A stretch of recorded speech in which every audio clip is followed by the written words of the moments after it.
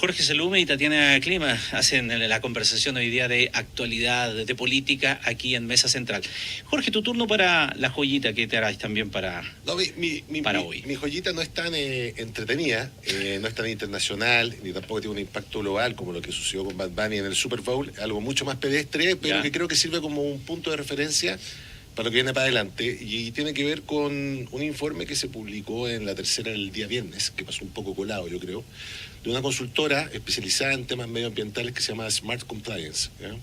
Básicamente, el informe de la consultora venía a rebatir, ¿ya?, las cifras que había dado a conocer el SEA en el informe anual del 2025. Básicamente, para explicar un poco, el SEA, en el informe del cierre anual del 2025, dice: nosotros disminuimos los tiempos de tramitación de proyectos medioambientales en alrededor de un 20-30%.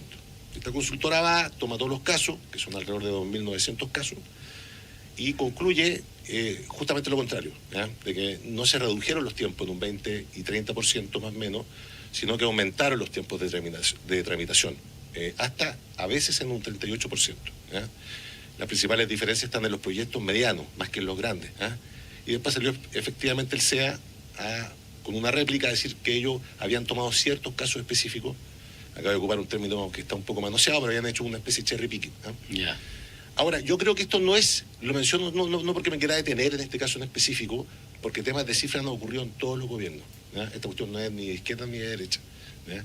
Pero sí creo que es un buen botón de muestra para la importancia que tiene la fiscalización ciudadana respecto a lo que son los usos públicos, en este caso tiempo, gestión, y el impacto que tiene socialmente atrasos de proyectos que podrían generar empleo, ¿ya? Y me recuerda un proyecto que se discutió alrededor del 2023, fue en el contexto de la segunda convención constitucional, que era un proyecto que creo que vale la pena revisarlo, que establecía que hoy día en el Parlamento, cuando se aprueba una ley, va adjuntada con un informe regulatorio y un informe fiscal, ¿ya? Y este proyecto lo que exigía era que junto con esos dos informes hubiera un mandato para que se revisara periódicamente el impacto social, el retorno social que tenía el uso de recursos fiscales que estaban asociados a esa ley. Hoy día hay muchas leyes que se aprobaron en los últimos 30 años que están estacionadas y que, como la cultura es tan dinámica y cambia constantemente, probablemente su impacto para el cual fueron configuradas en un inicio, hoy día quizás no se justifica o no cumple a cabalidad lo que se esperaba. Muchas de esas leyes quedaron aprobadas, fueron promulgadas, están siendo implementadas, y la verdad que no tenemos noción real del retorno social que tienen. Entonces, cuando yo leí el informe que venía a contradecir un poco las cifras del SEA, y me trajo a colación este proyecto, que creo que es un proyecto que se debiese revisar en algún minuto, porque creo que sería de gran utilidad saber si es que efectivamente los usos fiscales están teniendo un retorno para el cual fueron contemplados leyes que pueden ser que estén hoy día descansando en un cajón. Claro, dice, es un tema que tal vez no es tan visible, pero que tal vez va a tener visibilidad ahora cuando asuma el nuevo gobierno, de que muchos esperan de que cosas como esta surjan con mayor habitualidad, es decir, reevaluaciones de lo hecho anteriormente y conclusiones muy diferentes a los mensajes últimos que está entregando esta administración. Sí, o sea, siempre pasa con un cambio de gobierno que se empieza a revisar para atrás y alguien quiere hacer el listado, digamos.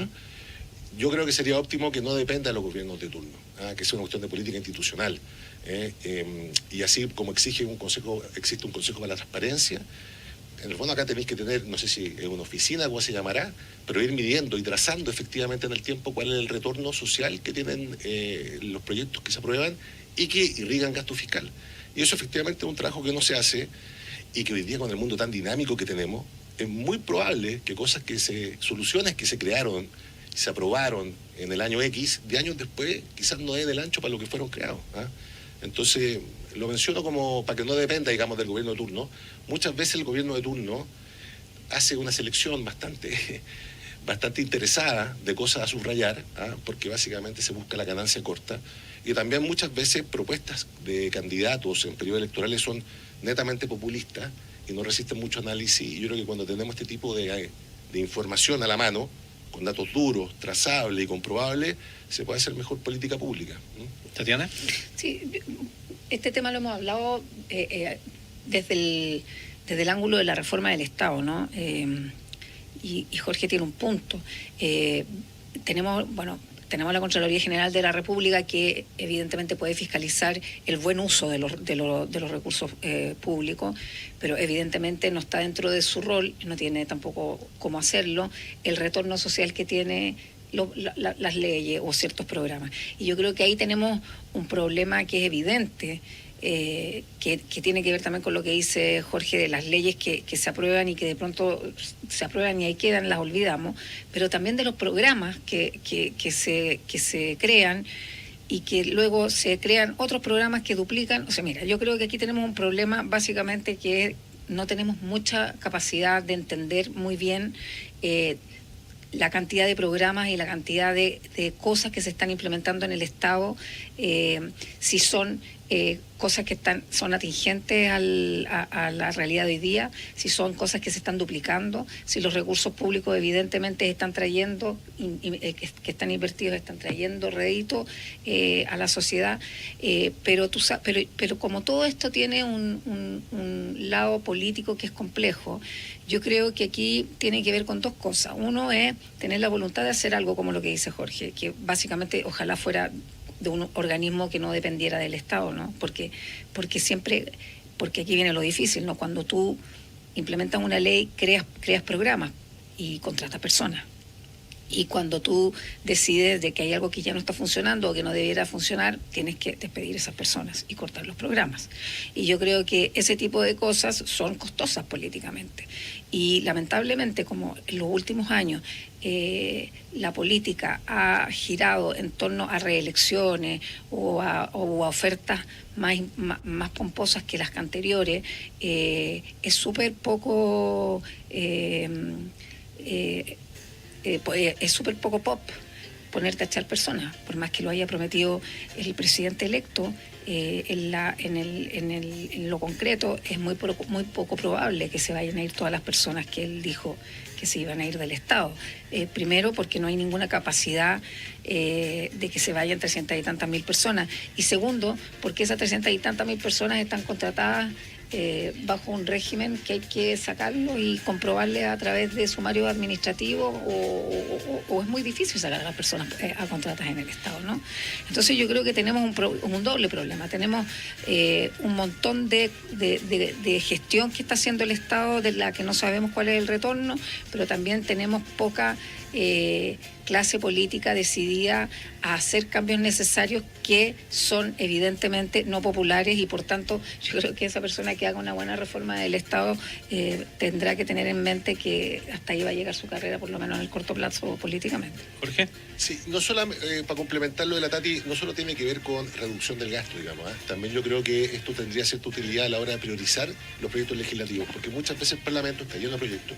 La política es el arte de priorizar, hay que elegir A por sobre B, y se creen que hay ciertos proyectos que fueron aprobados años atrás, programas, leyes, que están cubriendo algún tipo de necesidad ciudadana, y en la práctica muchas veces existe una brecha y ese proyecto no está cumpliendo a cabalidad para lo cual fue creado. Entonces yo creo que está eso, y solamente con esto termino, de que al final del día lo que estamos hablando acá es que tiene que ver con un malestar ciudadano respecto a la confianza en las autoridades, porque se siente que no hay un delivery político respecto a las expectativas, ¿ya?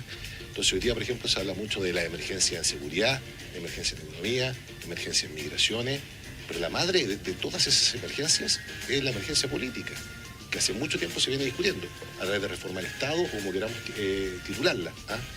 Entonces yo creo que eso es algo que para este gobierno, para cualquiera que venga, para los políticos en sí mismos, es un problema sin solución. Pueden abordar temas de emergencia, como dije, de seguridad económica, pero si no abordan este problema, todo lo demás va a volver como una bola de nieve sobre ellos. Jorge Cerume, exdirector de comunicación del gobierno de Sebastián Piñera y consultor estratégico en Artul, y Tatiana Clima, periodista y socia directora de Criteria Comunicaciones, hacen la conversación del día aquí en Mesa Central con nuestros columnistas, a la que ya se suma, después de la pausa, Quique Mujica.